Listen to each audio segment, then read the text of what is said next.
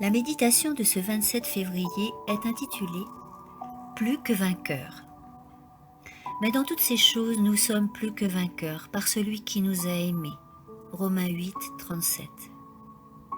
Nous pouvons être plus que vainqueurs grâce à la puissance que Jésus nous accorde. Mais nous ne pouvons être à l'origine de cette puissance. Nous ne pouvons la recevoir que par l'Esprit de Dieu. Nous avons besoin de méditer sur la nature du Christ et sur le mystère de son amour qui surpasse toute connaissance. Éphésiens 3, 19. Nous devons vivre à la lumière réconfortante du soleil de justice.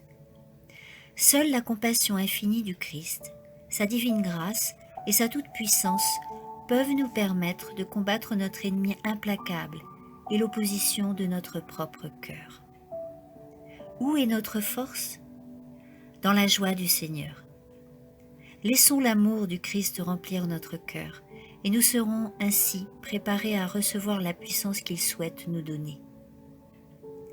Remercions Dieu chaque jour pour les bénédictions qui sont les nôtres.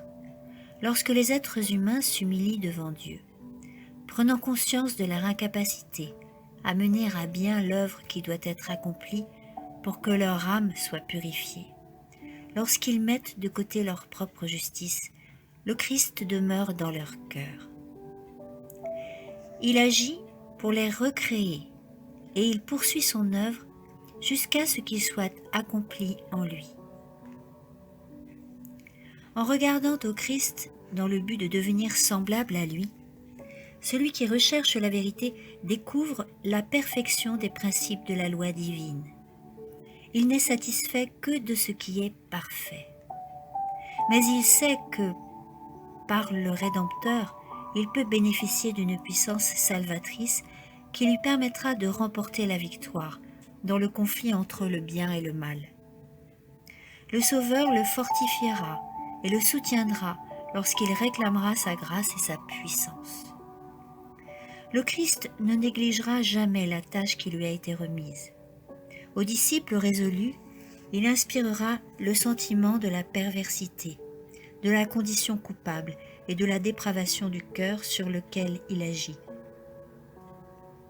Le vrai pénitent a appris l'inutilité de la suffisance. Regardant à Jésus et comparant les manques de son caractère au caractère parfait du Sauveur, il peut dire « Sur la croix, le Christ a porté toute mon iniquité. »